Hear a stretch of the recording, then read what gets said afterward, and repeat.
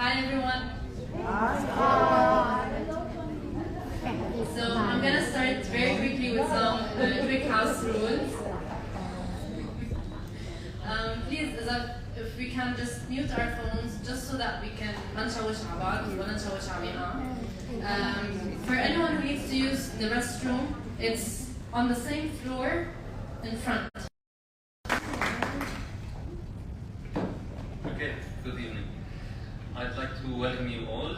Of course, I'd like to thank UFS for accepting this collaboration, because this lecture is in part with the Classical Music Club. Of course, the Classical Music Club is a student-based club in AUB, and we have a lot of events. So I'd like, if you're interested in following up with the events, I have a list. At the end, just jot your coordinates, your mail, your number, just to get notified of the events that are to come. And there are many. Of course, you're all interested in music. So the title of the series, it's a series, is The Art of Listening. And I gave the example last time of some of us, even while in a musical performance, and you know, it comes into the middle of the pieces, and you have the small, slow movement, and some of us just take a small nap because we're tired. It's the end of the day. And the point is that in this time, in the meantime, we have lost a lot of information. And that's why I call the series The Art of Listening, because we're arguing for the importance of being an active listener in music settings, because music does not belong in the background. It can belong in the background, but to appreciate it as music, as an art form, you should be an active listener. And this is what the argument of the first session was. So I'll just go briefly recap what the argument of the first session was. The first session was titled the Musical Perception, the Art of Listening, Musical Perception. And of course, this time it's a mixed audience, so I'll cater for both. Please excuse me if I go into jargon. If it's too much, just tell me. And for non-musicians, of course, this is the case. For professional musicians, I'll be more exhaustive in other sessions we'll do with the club. And so excuse me for this today. So attendees, so last time, we looked at simple forms. What I mean by that is that music is structured in many ways. And one important aspect which allows us as listeners, as active listeners, to participate in the understanding of music is to find patterns. Isn't this the case? So what we talked about last time is musical forms. And to identify musical elements and statements and themes which are repeated or altered within the music piece. And we talked about three types of forms. We talked about strophic form.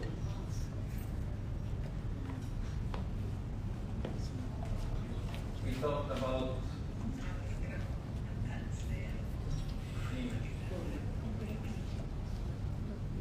variations. And we talked about rondo. And we coded these forms in how musical elements and the statements are structured, how that they are put in order. For the strophic form, it's as simple as can be. It's one statement or a theme that is recurrent. You have a statement, and we coded it as A. This is a letter that codes a theme musically. And it repeats itself multiple times. So the form would be coded as A, etc. Theme and variation is somewhat different, because there's the element of redundance in repeating the same melody multiple times. So what composers do is that they take a theme, which is A, and they manipulate it. They change some aspect of the music, the harmony, the rhythm, the structure, etc. The character, so we code it as A prime, A double prime. Because there are elements that are found in the later, what we call variations, that are found in the initial statement, but they change. To cater for the element of redundance. Rondo, it also also deals with redundance with in another way. You have a statement of a theme, which is A, and what happens is that the composer alternates, he goes into contrasting things, which we haven't listened to before, and comes back. The code will be A, B, something new. Then we go back to A, something that we know. And we usually call then C, A, B, A. So A is recurrent, B, C, D are new elements, new music elements. Wrong.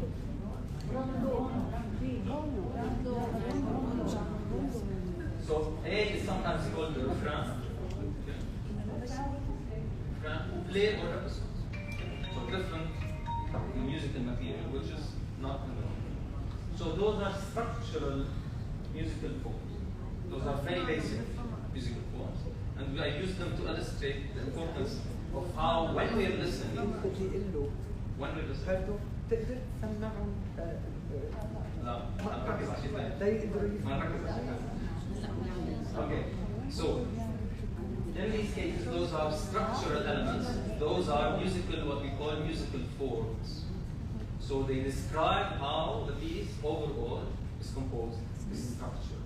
And what the active listener has to do, if they're active, is to identify these points. Because when time moves on, music cannot be grasped as a whole. You can't look at it as you look at on a painting or a sculpture. You have to identify these elements using your memory, and that's why you should be active in listening, and order them to identify the whole structure, to perceive the composition as one whole, as you perceive a painting, as you perceive a sculpture. Okay. So the elements of time and memory are crucial in active listening. In this session, we look at smaller structures at the level of the sentence. Okay? And then we go back into larger forms.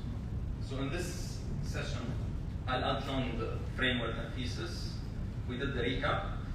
And I'll argue for parallelisms between music and language, specifically syntax, which we will see what I mean by syntax. And we'll define the area of study, what is syntax, etc. And then we'll go to illustrations from the literature. And we'll look at these small structures, how they work, how they function, of course. And for the next session, we'll use our knowledge of musical forms, simple musical forms, which are strophic, theme, and variation, rondo.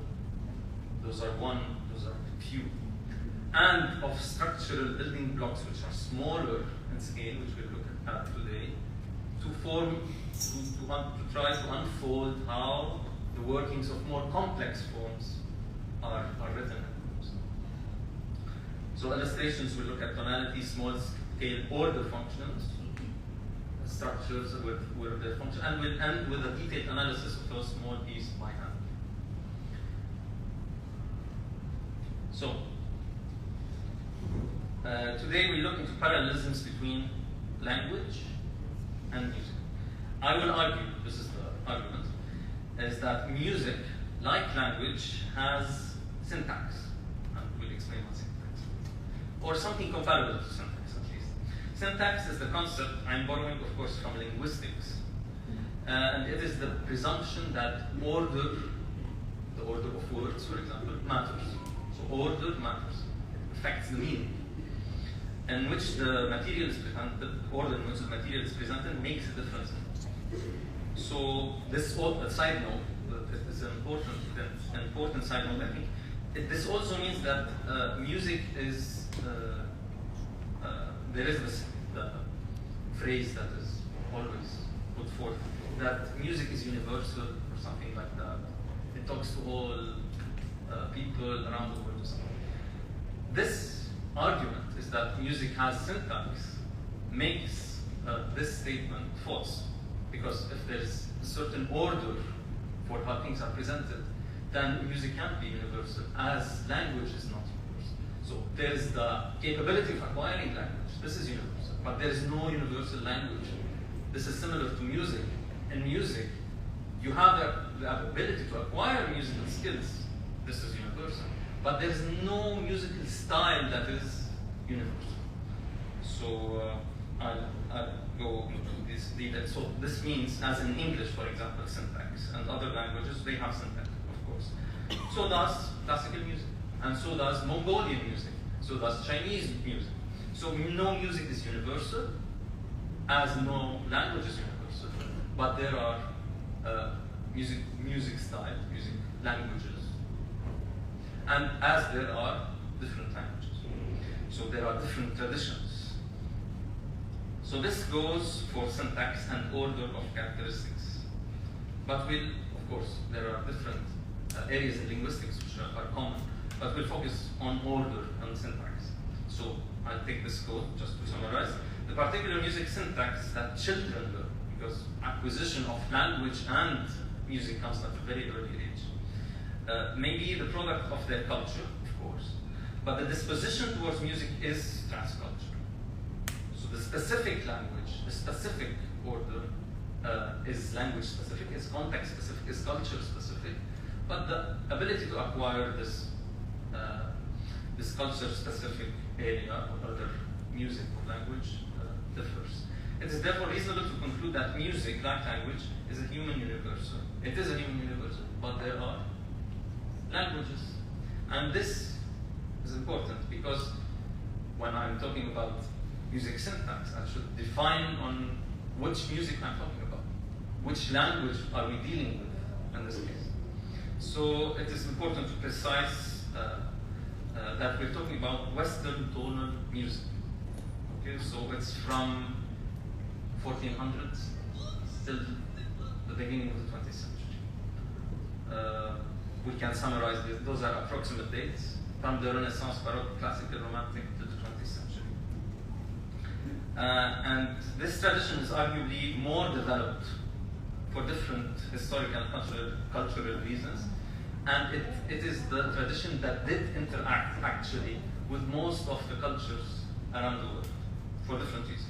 Even what we call Oriental music, it is false to assume that it's somewhat isolated from what's happening in the Western tradition, or what I call the continental tradition. In Europe, specifically between 1600 till to 1900.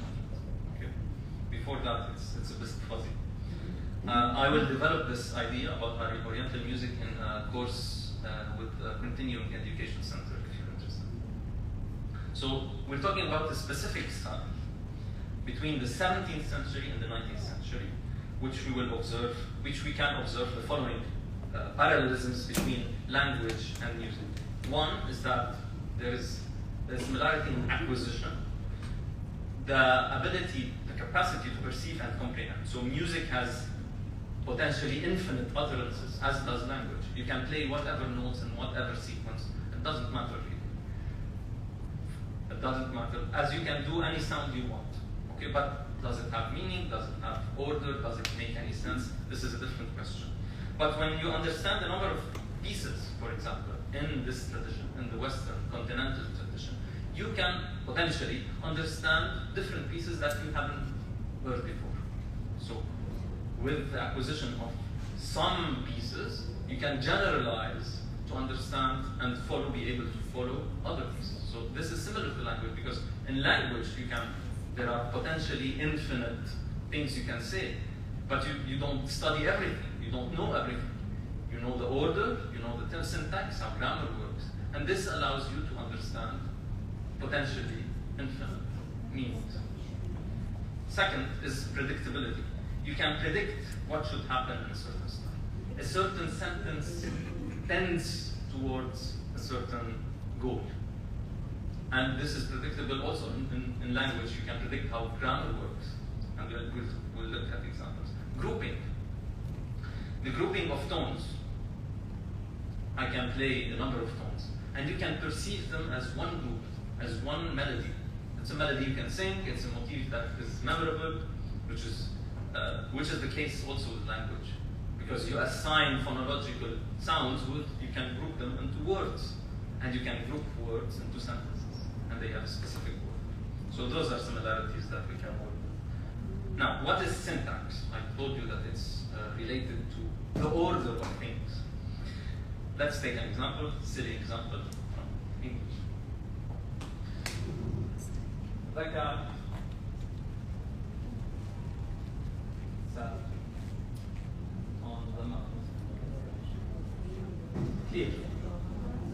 The cat sat on the mat. Sorry, can you enlarge a little bit your handwriting, please?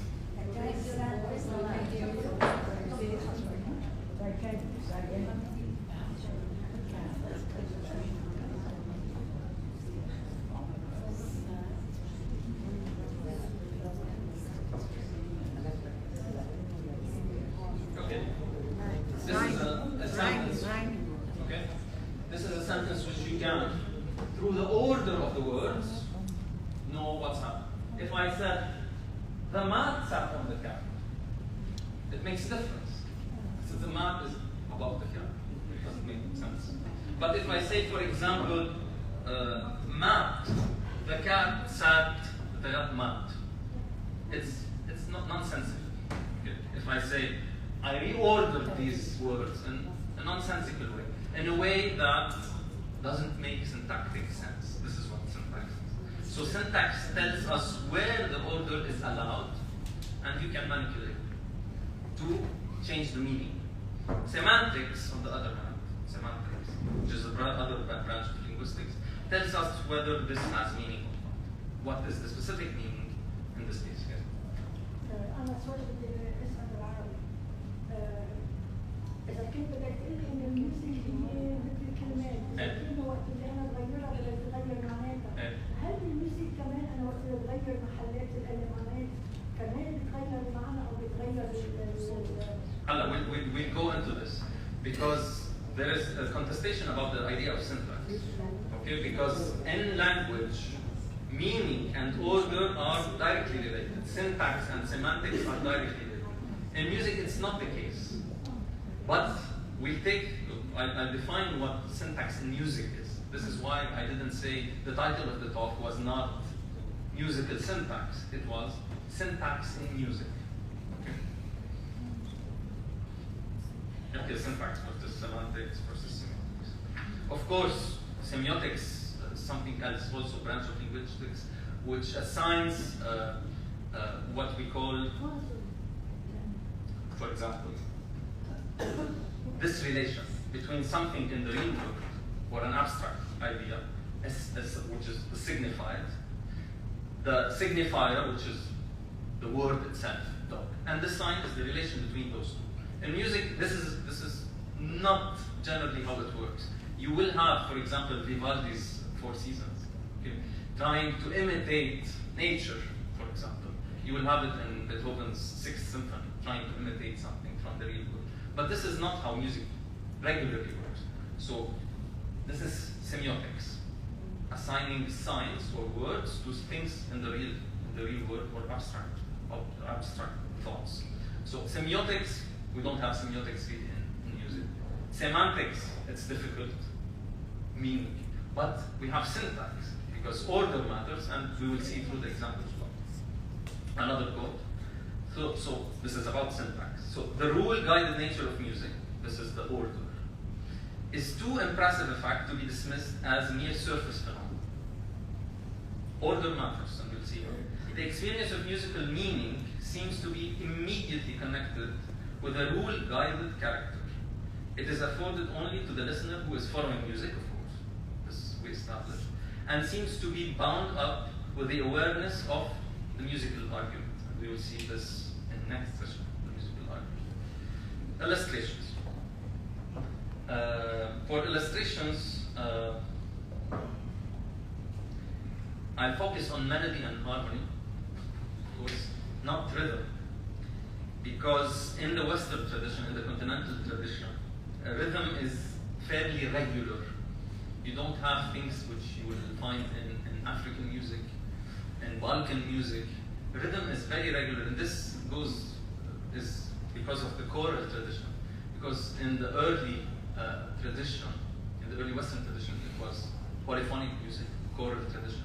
And each singer or instrumentalist followed a part book, you can see in the image, which is different from what the others can sing. So different part books, and they have to sing together, and they don't know what the other has for part. So keeping time is really crucial, and this extends itself into the 18th century and the 19th century. So rhythm is not a very meaningful investigation route in this case. So we'll focus on harmony and melody more. And this is why I'll try for the few of you, some of you know what tonality is. I'll try to establish the idea of tonality for the whole class, because I think this is really crucial, and this will serve for the next session also. So the idea of tonality, which emerges from this tradition, is that you have something called a tonal center. Okay? And I want you to sing now.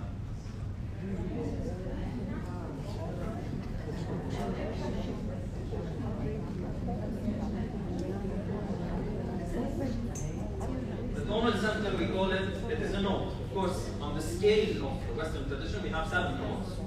Okay. And we denote the tonic or the tonal center, tonic, with the first degree. So it's the first degree of the 7 degree scale.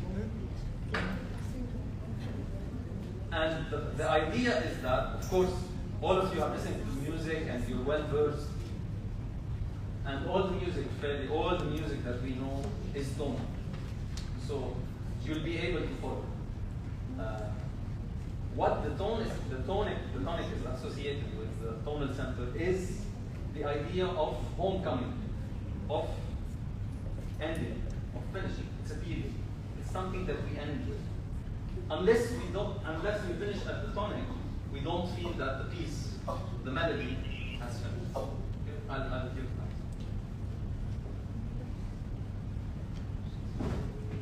Simple example. And then we'll sing.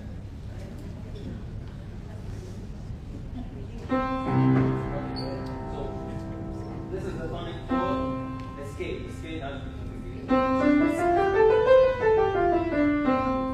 This is the C majors. This is the tonic. I want you to sing.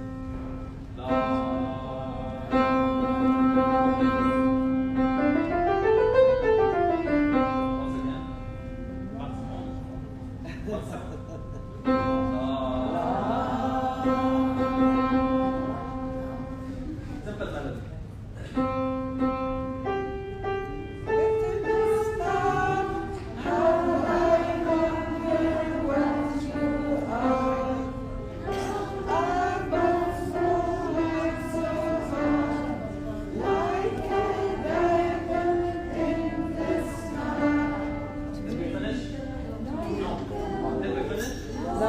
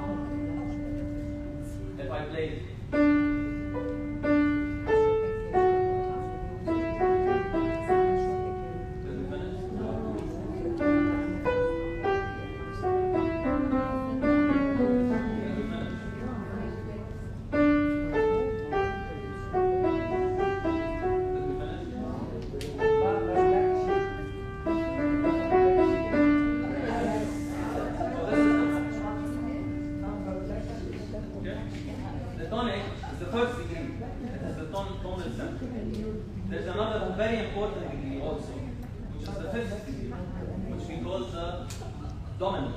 In this case, dominant,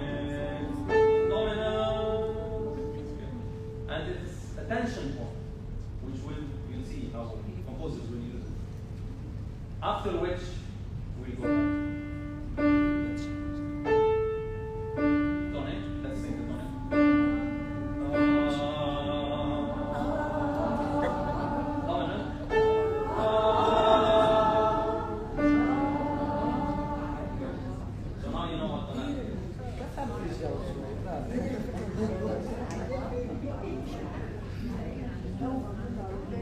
Okay, and now we'll see how composers will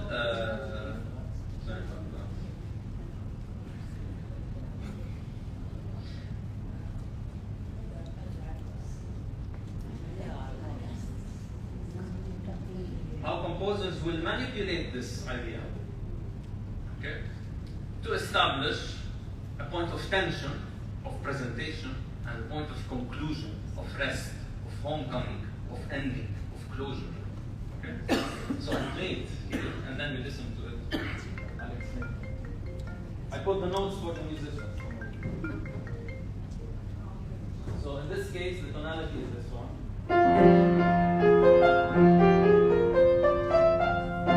This is the tonality. So unless we finish here, the melody starts.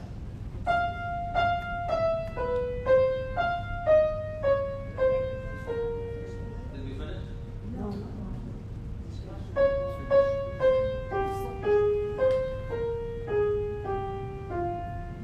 Finish.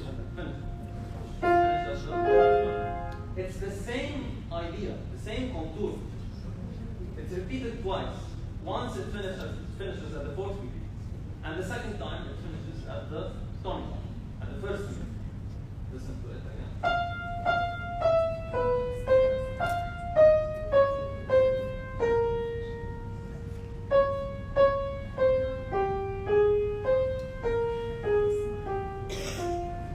Same idea, but its position, harmonically, and functionally gave us different meaning.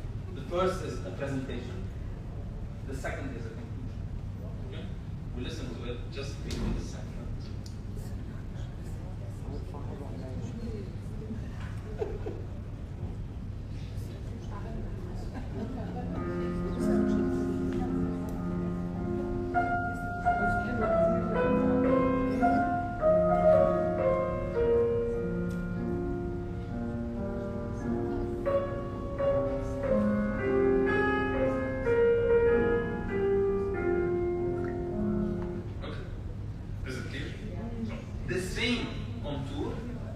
Twice can have different functions. The first is presenting, the second is there are more functions which we'll detail, and I'll introduce them successfully, which I call them order functions, which are presentation, like the one we saw now, continuation, we'll introduce it, elaboration, development, extension, and closure. Closure, like the second segment. In this case, it was a cadence, can be cadence or equivalence.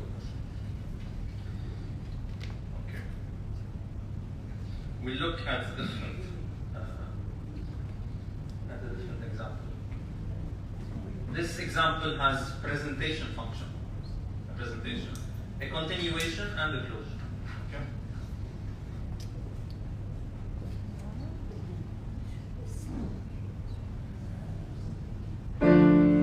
This is a tone. This is a tone.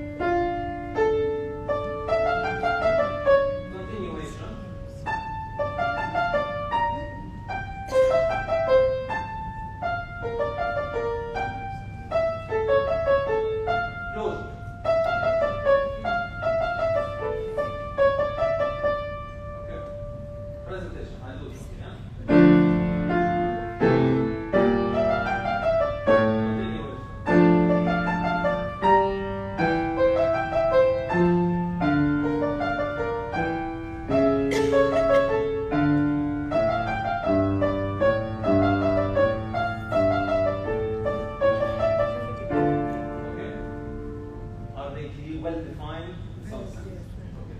So we have three functions, and we'll look into the techniques that are used later. So let's listen to it properly. This is a rondo for those of you who were. So we're just listening to the theme today. Okay.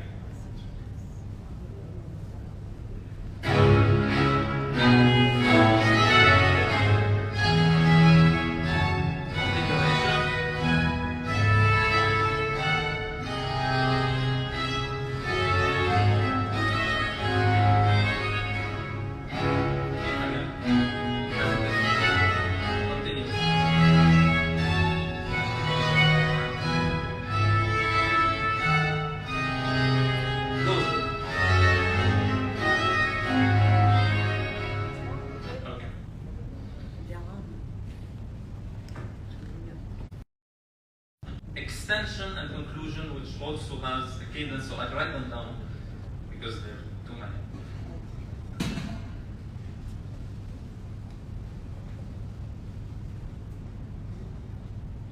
Presentation.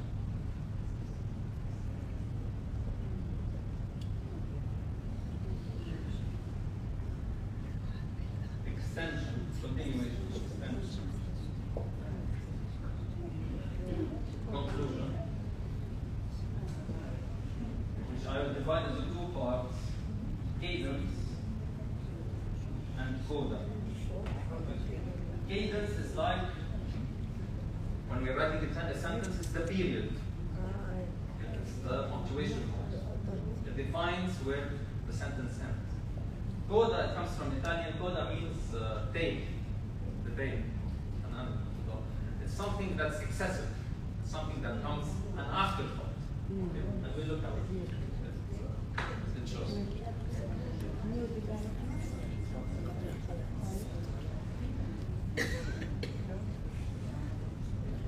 Okay. Simple method. Presentation. And then we do sections and then we do presentation.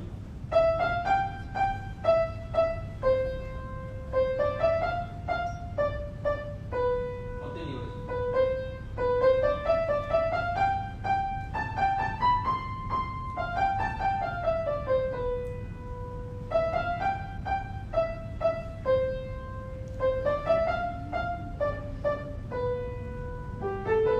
Extension. And I'll explain why.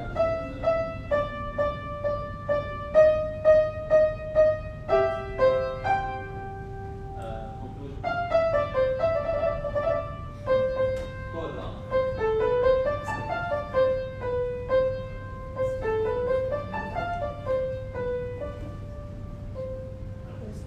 Presentation. If you notice, even in the presentation material, I use this is my point. I use the same motif twice, but in varied harmonies, and the first word.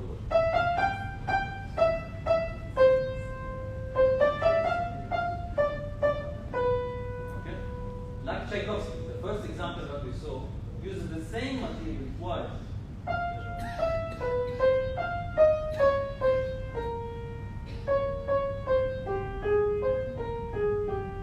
Okay, this is romantic style, this is classical style.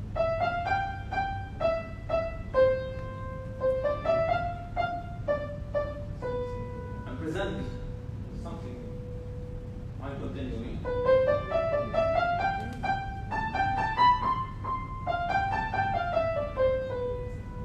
Didn't finish. This is the top. Okay. I repeat it.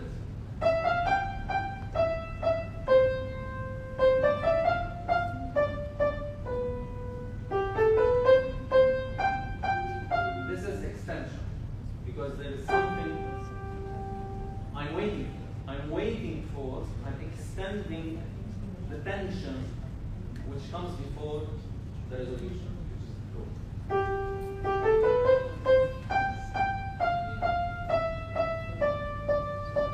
You see, the repeated notes are excessive because I'm extending the time.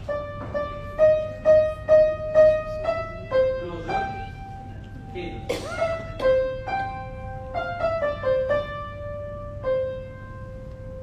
But there's more. This is what coda means. I didn't finish here. I didn't. I could have finished it, and that's fine. Okay. So coda comes and says, no, there's more. I call it coda as a tail. And in Arabic we call it تدليل. تدليل. تدليل. تدليل from they. Done. So I could have finished it. But I didn't finish it. I did.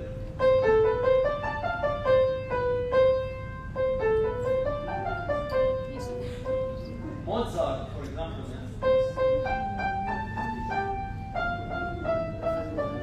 if you wanted to add a coda, he would have done it.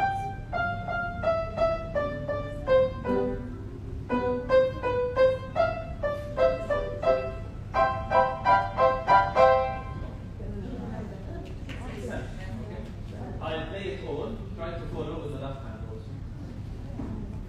Presentation.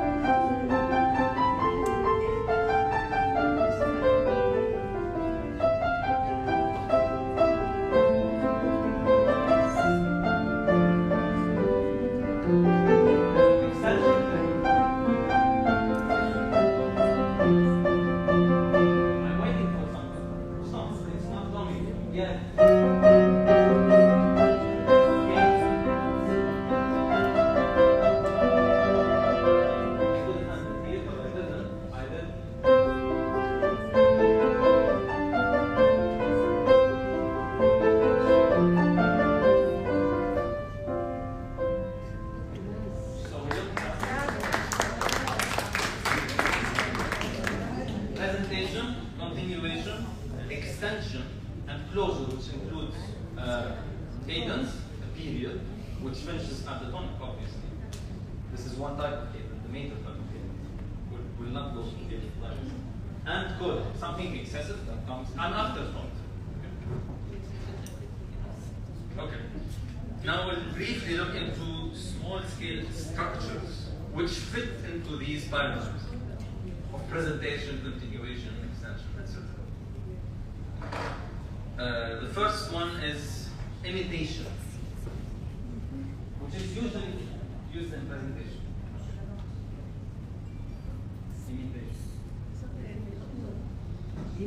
Imitation means that there's a musical phrase, a melody, which is repeated usually in different voices, because the Western tradition grows out of choral music, and to have something interesting, it's presented in different parts, different voices, gradually. A specific case of imitation is called the canon.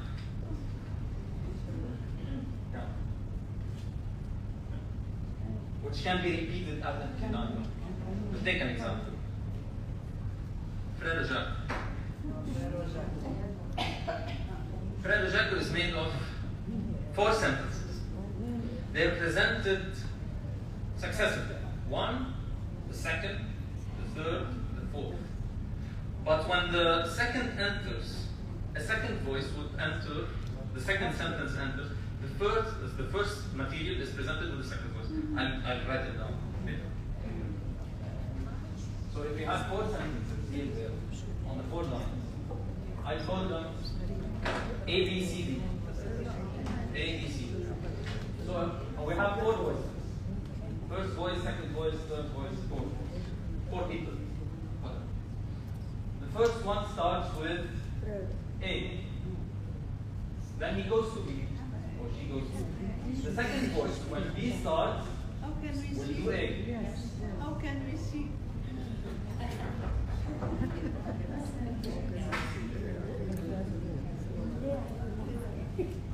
You need to change.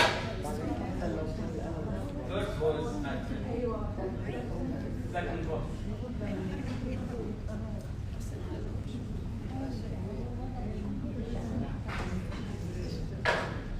First voice, second voice, third voice, fourth. One, and we have 4 sentences. A, B, C, D. One starts with A, then goes to B. He's singing. 2, when the first voice starts with B, he does A. 1 goes to C, 2 does B, 3 does A. The second, we listen to it. 4, the fourth voice, 1 goes to B, the second does C, 3 does D, 1 does, and continue. You can repeat it. So this is a form of imitation. What's the imitation in this case? Is that I have a material which is appearing successively in different ways. We listen to it.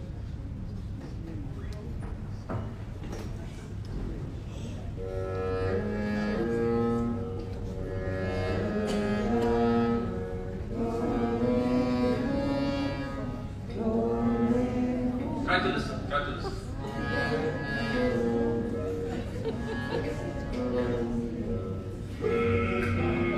First voice. Now we're singing it more.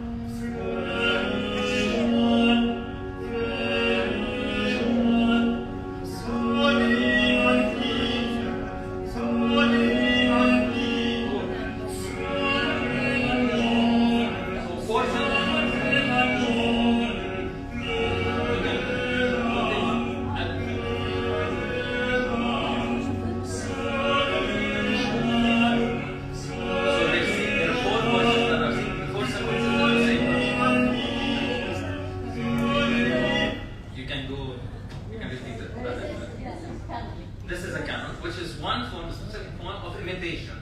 Imitation is a general technique which involves the successive entry of the same material in different voices. We'll look at a different example, which is not a canon, it's just imitation.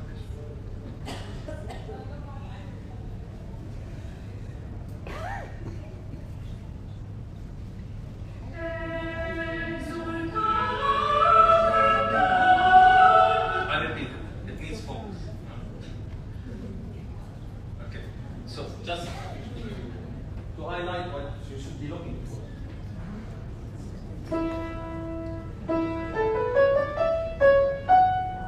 This is the feature, which will be repeated, which will enter and successively into the voice. Okay. What happens is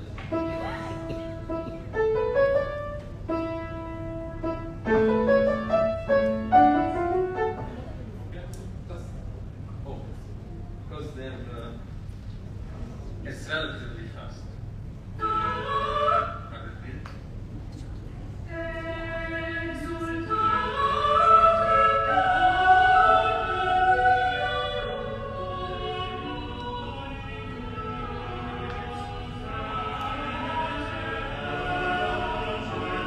Now we have to call and put fun.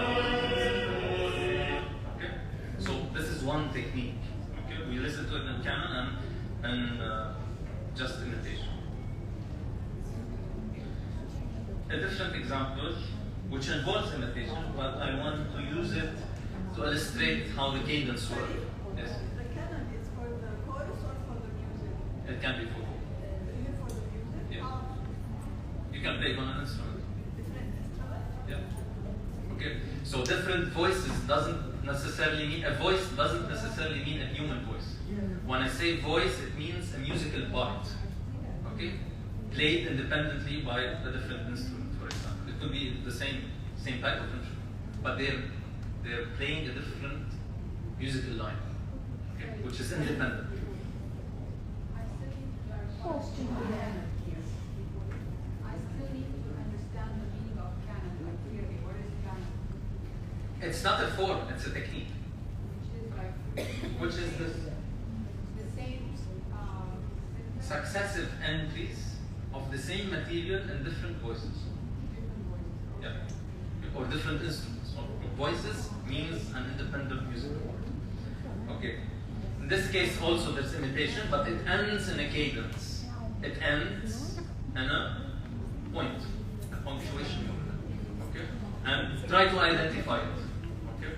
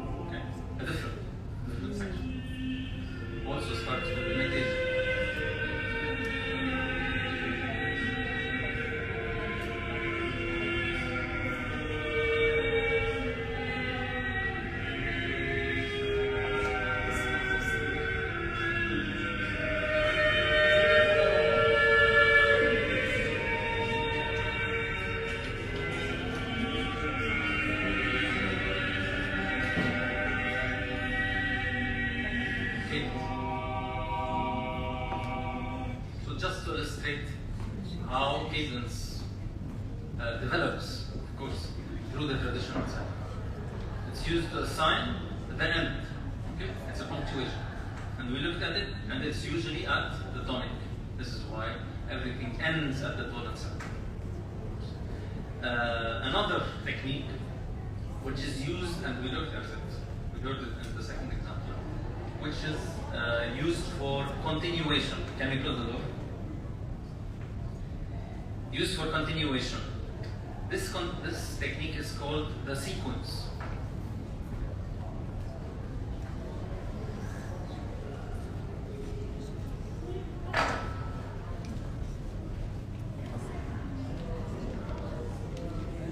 The sequence takes a small fragment, which we call the module, and repeats it, but it walks, it changes pitch. So there's reproduction 1, reproduction 2, you can do magic.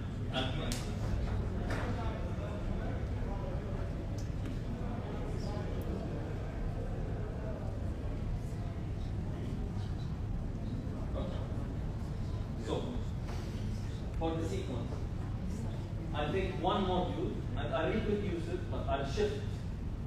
For example, this is a module.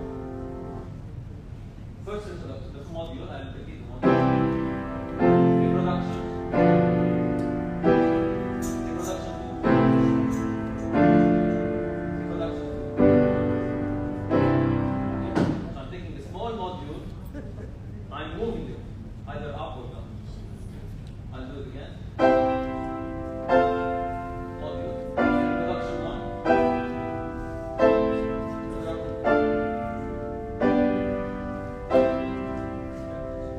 We listen to examples from Anderson.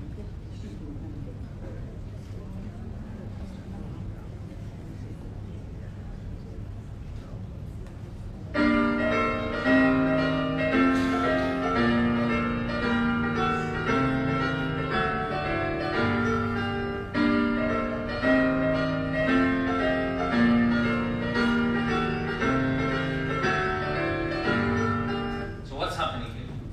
There's a module at the beginning.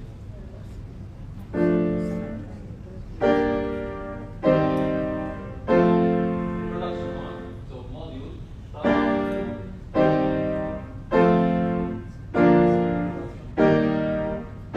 Reproduction. Okay, and through. Okay. And in the melody, this is the module. And first verse. Second verse. Close verse. Okay? This is the sequence.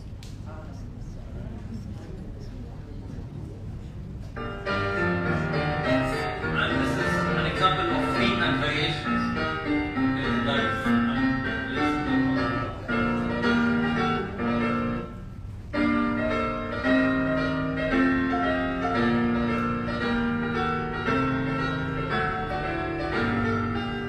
variation 1. No, I say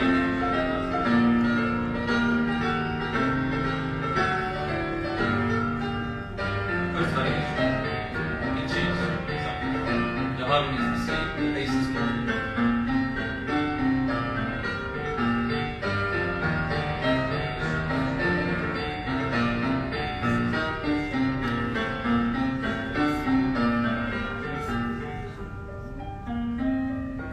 Second variation. If this is an example of theme and variations, etc. No. The sequence is a repetition of the module. This is a module. Okay. It's repetition. But it moves, it shifts down. Second reproduction.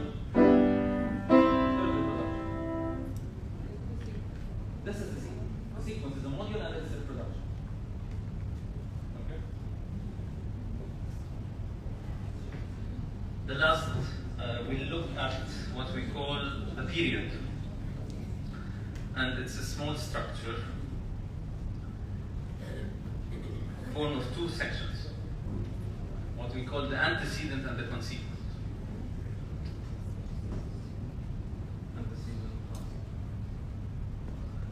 The antecedent is formed of two parts. A, I call the first part A. It's also like a continuation. No, this is presentation.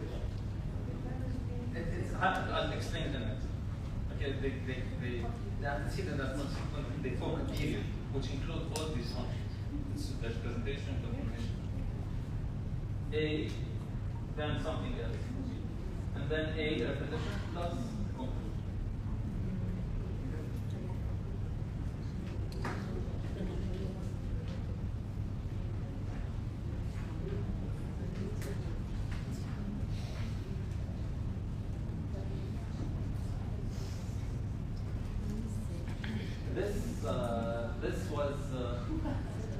This was suggested. I composed this, but Mahdi suggested the motif for this composition. It's a theme for the theme and variant.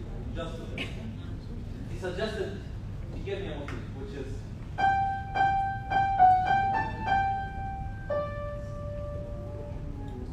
by the way, this motif was composed and I conceived it when I was studying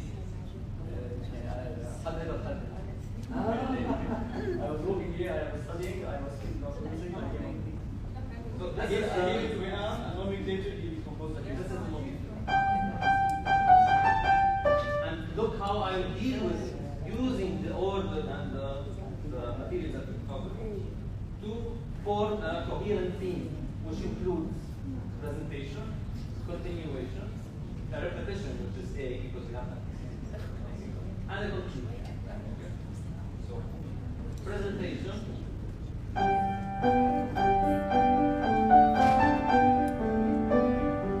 It's repetition, reproduction. Continuation.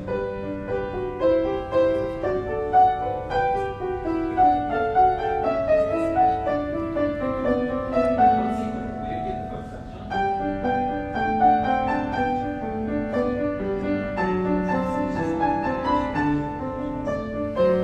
Finishing and concluding.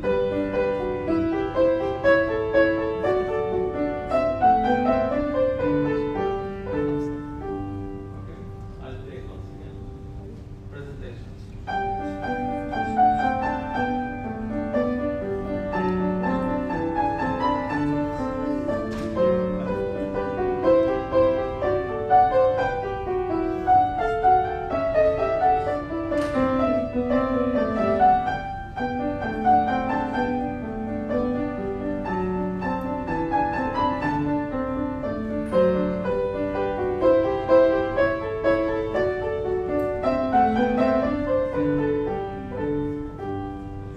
So this is the theme for a theme and variant.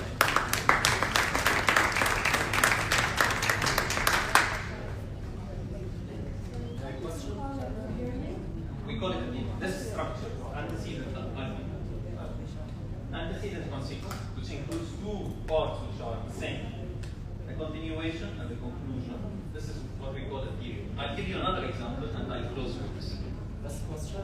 Okay. The musical sequence, you mentioned this march harmony. March.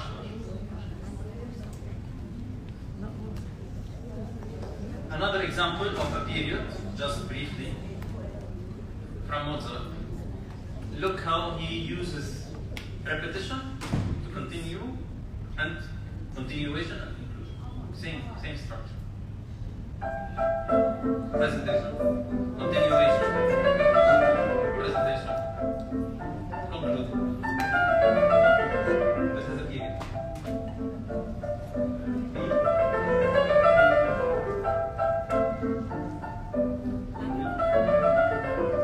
Okay. So this is a theme for a rondo.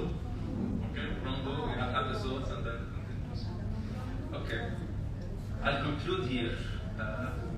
We're supposed to go detailed analysis with an example from the Baroque period, but I'll stop here because everything I think is illustrated. We can go back to this example in the next session. So in this case, we saw in this session, we saw how structures in the continental tradition or language, or continental language, establishes functional order. They're placed in succession, or what I call syntax in music. Okay. So we introduced the idea of tonality, the tonal center, the tonic, which is central, of course, because with this idea we can identify when we finish, when we start, what's happening. And we looked at small scale structures which are used. There are others, of course, which are regularly used to establish these order functions: the presentation, the continuation, extensions. So we looked at also at imitation, which is one structure that's used to present material. The sequence, which is used in continuation.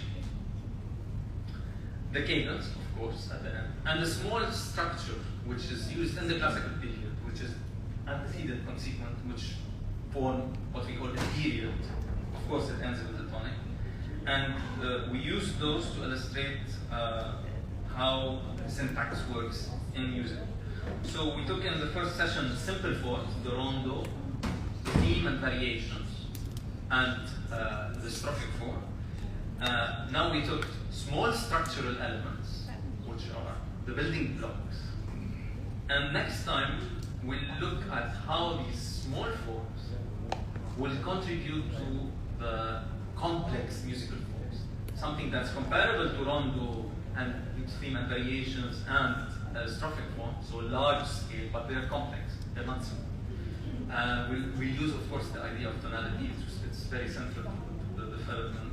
And so next time we'll look at sonata form, okay, which is staple of the music, the classical period. And I'd like to thank you all. If you'd like to register for the club's event, please, I have a list here. You can jot down. Thank you. Thank you.